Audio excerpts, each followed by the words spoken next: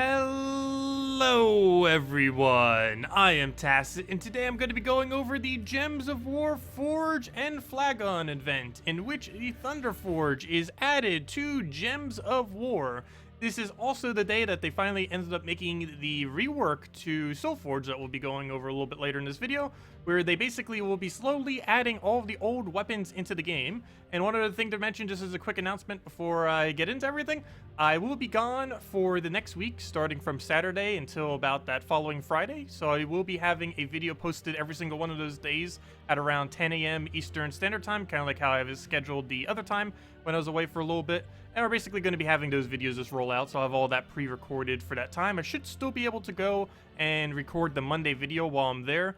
But other than that, everything else will most likely be pre-recorded during that time, and obviously I will not have live streams during that time, meaning our last live stream will be this Friday and won't restart occurring again until that next week's Friday. But anyways, let's get into this event. So the Trade Stone itself isn't really used for too many things. Earlier on in the game, you'd probably want to use it for Glut Maul because of its really good Devour rate, and Farce Troll just because it has Entangle with a decent score reduction, and later end you can also synergize it with Titan. And the only other thing that you'd want to use it on later into the game are things like Emperor Corvash for its stun, and Lady Ironbeard because it's used sometimes on dwarf teams, particularly for Red Guild War Day, as a defend option. But other than that, the Forge itself is useless. It is extremely useless. It does have a really low attack, which means it has a really high HP and armor. But other than that, it doesn't really have much going for it. It just gives a bunch of armor and attack to an ally, and if it happens to be a dwarf, it'll just double that effect, which is a pretty minuscule effect to be giving. Even if it does double that, it isn't really worth it. It is a dwarf itself though, so however, it can give that buff to itself if it so chooses, if it happens to be the only dwarf on your team for whatever reason, like if you're using it to try to farm +5 glory this week. However, overall, it's going to be a pretty much irrelevant troop, so I would basically just ignore it other than for the Trade Stone and for getting it up for kingdom purposes. This troop, combined with the other one, does allow us to reach 12-star Khaziel this week, which finally allows us to reach 10-star for the extra HP on it. So you might want to get it upgraded for that purpose, but other than that, this troop is essentially useless in its actual team building compositions. As far as other various things that we have, we will be having a bounty hunter this Friday. They'll end up bringing in another dwarf that actually isn't too bad. I'll end up creating a bunch of reds. But we have ourselves a 10% to all dwarves this week and 10% to all Khaziel, which will be 20% to quite a bit of Khaziel, since a good majority of Khaziel is dwarves. As I mentioned earlier, there is a +5 glory if we end up using the Thungerforge in PvP. This you can use in any kind of damage composition. It's sometimes okay to do so. That is quite a bit of extra glory per battle. In some battles, in some instances, it could even theoretically be double the amount of glory, because it doesn't matter what battle you're doing. You'd be taking a weak 1 trophy battle and still get the 5 glory. So you're going to want to have this set just in case you see fire bombs or anything else that's super weak that you can take out at a really quick pace. Other than that, our event objective, unfortunately, this week is to go do a bunch of treasure maps. This is probably the last time we're ever going to be forced to do treasure maps in this kind of style until they actually specifically buff treasure hunt. Whenever this event is going on, it is good to do treasure hunt, but this is like the last one because version 4.4 is around the corner, and these event objective things will no longer be here and once version 4.4 actually comes around. So yeah, this is probably the last one we ever have to do with maps. So yeah, you can do it this one last time, and then we'll never have to deal with it again until whatever they do to buff maps in the future. Anyways, next order of business. Chests. Are they worth going for? Of course, the event key drop table. We have ourselves the entirety of Khaziel. There was a way that would specifically bring you there. There's actually nowhere on that page that actually brings you to the drop table. But as far as what that drops is basically all Khaziel troops. So basically everything underneath this category, except for the raid troop that ended up coming in this week. But yeah, there isn't really anything too good. The most noteworthy two things from this entire kingdom are among two of the lowest rarity things. It's Apothecary, Dwarven Gate, and in some instances Deep Ore, but mainly Apothecary and Dwarven Gate, and that's a common, that's an ultra rare, so no real need to use event keys here. There's a few higher rarity stuff that could be considered okay. Rock Troll is sometimes used with Titan for the extra brown. Gorgolfa is a frontline tank, though you normally just use Titan or something similar with Mountain Crusher instead. High King or King Highforge, while not used that often, is pretty good this week for a lot of various events because it does give dwarves 50% mana start, and on this week's raids as well as the Thursday class event, it would be very useful for both of those two things. While he's not used that often, he is very useful for this particular week. This is just empowered into a bunch of browns that you can end up using as a green counter as well on Green Guild War. Has a few other troops that are good in Guild Wars, like Lady Ironbeard and Lord Ironbeard are sometimes used in combination as an anti-red team due to his triple damage on red. And other than that, of course, it does have a mythic that does allow you to now gain +1 HP for the kingdom. But overall, this kingdom is extremely underwhelming, and the most relevant troops from the kingdom are stuff you likely already have. So probably a week to skip on using event keys. The only exception I would say is if you're trying to get a King Highforge just to have the half mana start on him, or if you're just trying to max out this kingdom to 10+ stars to get that 1 extra HP. Those are the only 2 instances I would bother with keys, and probably a good week to skip on it. Next thing, raids. Of course, we have raids, as I just mentioned. We are restricted to Khaziel. Though most of this stuff will have an extra bonus. There's 2 different ways that you can go about this. One is using any weapon with 3 Dwarven Gates. You are, of course, allowed to use Dwarven Gate. This gives barrier to all allies as well as some armor to itself, and 5 mana to all other allies as well. This is pretty useful for constantly getting your weapon back up. The only slight issue with this is raids, so you're probably only going to be able to use 2. So something like Mang, the raid troop with 2 Dwarven Gates, might end up working out decently. But do keep in mind that the Zugoff will hit through your barrier if you do go down the Dwarven Gate route. But if you have some other stuff, I'm just going with here the Mang, the Ray Troop, Apothecary, and then the High King Iron Gut in the back. And I am using this with the Rune Priest hero class. You could, of course, still use Titan, but since we're already using the half mana start for it, might as well just use Rune Priest. So right here, we'll go and just get any kind of convert that will give us a decent amount of mana. Mang we have, so we can just start one-shotting everything. Generally, if you're running a Mang combo for raids, what you essentially do is throw Mang at the boss, you then throw the raid troop at the boss, and then you just win. The special thing that this raid troop does this week is it jumbles all enemies. Basically what this means is it switches the position of all the enemies on the opposing team, and that's basically it. This does make it slightly likely that you could theoretically move the raid troop all the way to first slot, which is why I currently have him in second, and in case our hero dies, we can end up getting him to do his 5 times damage to the boss, or however many you have based on multiplier.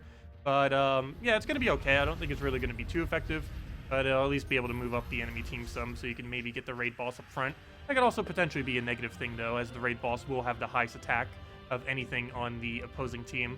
That's pretty much all we have to do for raid. Should be relatively easy. It just uses a pretty standard Mang half mana start into the raid troop. Pretty much how most raids will end up going down when you don't have too many other options. But yeah, otherwise you can just go with the Dwarven Gates. Just do be careful because the barrier does not protect against that instant kill. Next thing, we have a bunch of game stuff. On Tuesday, we'll be having the Sea of Sorrows class event.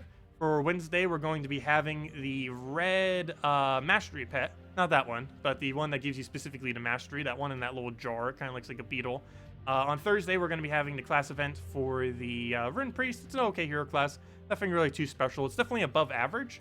The biggest issue with it is you generally don't use it unless you're using King Highforge.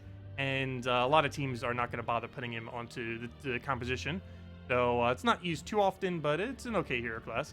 And then this Friday, as I mentioned, and as you can see by the timer, we have Bounty Hunter. And I'll be bringing in another dwarf that will create a lot of red, which will be good with Tagaraki as well if you run a Yagway combo or Wordbreaker or, you know, any kind of red hero weapon. Will end up working out pretty well with that. So, Soulforge, we got a rework here. As far as troops, there's nothing on Summoning Stones or nothing on pretty much anything that's to work. There's nothing here that is worth crafting, basically, as far as troops are concerned. However, we have a new category now. Well, not really a new category, but a category that is slightly more useful to a slight degree. So right over here, you may notice that all the purple weapons aren't here anymore, but we do have an addition of some other ones. So basically what's happening now is all the old event weapons will be coming back into the game now based on the kingdom that it currently is. So this is a old event weapon from Khaziel, and as you can see, it is currently in the Soulforge. They said it'd be about 25% more expensive, though based on current pricing, it looks like it's about 50% more expensive, which is a little bit more than what we were initially anticipating. However, it is now possible to go and get old event weapons. For example, this is what a normal legendary event weapon looks like. This is the one that you can currently get through the raid shop. I believe it's 250 gems or somewhere around there if you were to do it through gems. Plus you would get all the other rewards along the way. And an old event weapon, which is one that some of you might not have, the Stone's Aegis, is completely useless, but if you want it for collection purposes, it's there. But this, as you can see, it's about, or exactly 50% more expensive. It's 50% more on all of them, 100 extra diamonds, 1 extra celestial, 200 extra of the other things, 5,000 more extra souls. But it's 50% more, but you can go and get it now. This is just something that you wouldn't have been able to get by pretty much any other means back before. But now this will slowly be cycling through every single kingdom, and I'll be going over them now every single week on if they are worth or not worth crafting. In this case, it's not worth crafting. However, again, if you're going for completionist sake, you might want to consider it, because it won't be another 6-7 months until you can get it again or so, you know, until the kingdom actually rolls back around. They are going to be adding a new feature in about a month that will allow you to buy event weapons that you don't have occasionally for $5. But of course, if you want to do it for free, you're just gonna have to keep an eye on the Soulforge and craft anything that you don't have. One thing that I should mention that they did add here, which I don't exactly know why they added here, is War and Peace. You should never ever craft this, because you can actually get it for free. For any of you that don't know, if you're still doing quest lines, you can get War and Peace for free by completing around halfway through the Adana quest line and then completing out all of Khaziel. It's a really weird kingdom in which the final quest line of the kingdom actually requires you to do a quest line of another kingdom before you can end up doing it. But you do about halfway to Khaziel, or through Adana, I mean, and then Khaziel's final quest line thingy will be unlocked, and then you get War and Pieces from completing out the quest line there. That's also how you get the Rune Priest hero class through that process, but you would also end up getting War and Peace for free, so don't bother crafting that. But yeah, any other weapons that you might see there that you don't own, might want to slowly consider. Of course, it will start eating up gems, I mean diamonds. Based on what we can tell right now, if all of them are 50% more expensive, I'm not quite sure how that much the epic ones will be, but if it's 50% more on Doom weapons, it could potentially be 1,400 diamonds to craft a old Doom weapon, because that's what 50% more of the 800 normal diamond cost would be. So that's relatively pricey for a Doom weapon if that is the case. That's basically 1/3 a mythic, or almost 2 legends. But it seems to be around where these pricings are going to be, and as you can see, this is pretty much what all the legends will be. Not too bad if it was something like a Earth's Fury or a Trickster Shot or something like that, but to have to do it for all these older, cheaper, useless kind of weapons, it might overly sink your resources. So if you are short on diamonds, I wouldn't go and bother getting all of them. Just try getting the better ones, basically the bottom line. So this is one that you'd probably want to skip, but of course, if you want to get it just for completionist purposes, but it is not a good weapon, is the bottom line here. But anyways, let's go over a few teams real quick. So, what was the first thing I even wanted to go in? Also, why is Essence of Evil here? Let me just take the Bone Dragon. It's still going to be hard. It's around 10,000 team score. But anyways, of course, we got a new weapon this week from the, actually, it was just in Soulforge, as you can see, too, if you want to get it that way. But we end up getting the Grudge Keeper. It's ended up boosting based on Khaziel. Coloration is a little bit weird. It does red and brown, which is good for the kingdom. I wish it was a slightly different colored weapon and it blue and brown instead. Would be a little bit more useful because of Apothecary and how some of the other colors are within the kingdom.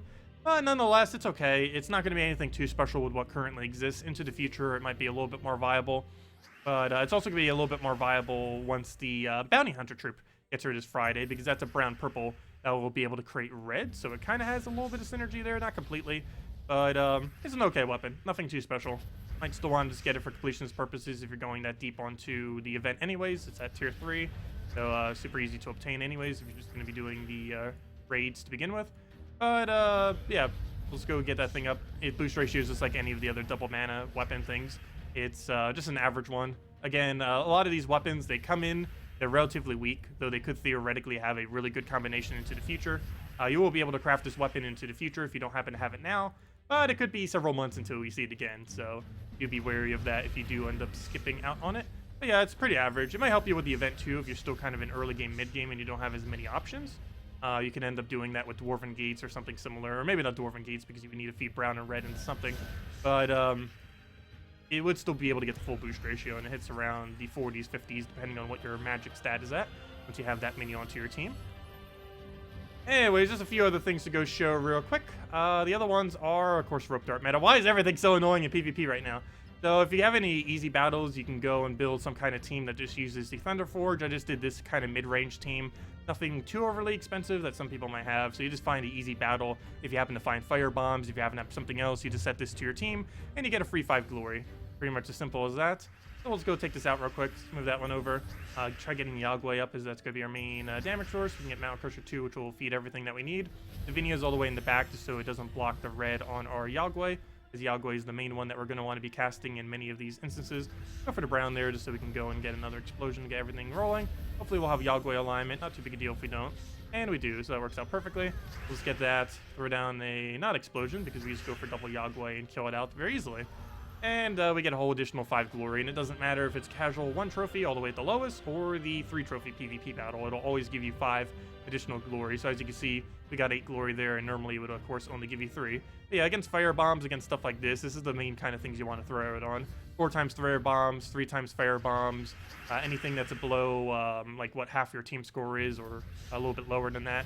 Generally stuff like that is what you want to throw this on. Just claim your quick 5 free glory essentially. And what this team composition specifically is pretty much anything that can quick kill. Doesn't really matter too much for the most part, as long as you have a hero there gaining some free XP if you want to do so, or just having the glory trip there, so you can end up getting the +5 glory per battle. As you can see, we get +5 glory again. It's just a simple way of gaining a little bit of glory over time if you happen to find some easy battles throughout the week. And other than that, the other 2 teams are just for the events later on. I don't know why I haven't already been doing this, probably because a lot of them are a bit more similar than the classes. But I figured I showed the team for Sea of Sorrows. Normally on Tuesday I don't cover until like way later in the day anyways, since I don't do it until the stream. I figured I show these. These are a lot more repetitive than what they would be for classes, which is why I haven't been showing them. But a lot of people keep asking, so I will go and start showing them, though I might repeat quite a few of the weeks because there's only so many things that you'd really throw. The main thing I would say is my personal favorite for throwing on kingdoms like this. The restriction is brown and blue for this particular kingdom for Sea of Sorrows. And if you're going to be throwing on something like that, you're most likely going to want to go with something like a Stone Slicer, the weapon that came out the other week, with triple Gargoyle or something similar, or simply Mountain Crusher, Apothecary, double Gargoyle. Both will end up working out pretty well. And if you're just doing the free battles up until about battle 90, battle 80, battle 100, this will easily cover you up to that point, especially if you have the faction upgraded to at least level 100, because Gargoyle does gain quite a bit of a benefit from that extra attack and that extra magic due to all the damage that it does off its ability. And other than that, of course, as I mentioned, we do have a Rune Priest class event this Thursday. If you have no options, you can use triple Dwarven Gate with any weapon. That any weapon would be something like Black Manacle and then switching over to something like Mang. However, if you have the options Black Manacle or Mang into Apothecary, Grimlet, Stormbrew, and then a King Highforge would end up working out. And you can do that with Rune Priest, you can do that with Titan, you can do that with pretty much anything, as long as it has Bury Every Brown, because you're going to be getting a lot of that off of your Apothecary constantly casting, as well as your Gimlet being able to do the green to brown convert right at the beginning of the battle. Anyways, guys, that is everything. If you still have any other questions about how the Soulforge works or anything else, feel free to leave it in the comment section below. Also, I will be pre-recording stuff, as I mentioned, over the next few days, so if you guys have any team videos or any video suggestions for me to cover, feel free to leave it in the comment section below as well, as I will be pre-recording at minimum about 7 videos, 1 per day at least, that will be uploaded at around 10 a.m. Eastern Standard Time from this Saturday all the way until the following Friday. So we'll be posting at around 10 a.m. Eastern Standard Time each of those days with pre-recorded stuff. There's a possibility the patch will come out during that time. I'll try to cover it if it does, though we still don't have an official date on when that patch is coming, other than the fact that it's coming before the next faction, which is on July 12th, if I'm not mistaken. So sometime before then we're getting the patch, though no official date has been given yet. Anyways, guys, hope you all have a wonderful week, and I will catch you all later. Goodbye, everyone, and thanks for watching.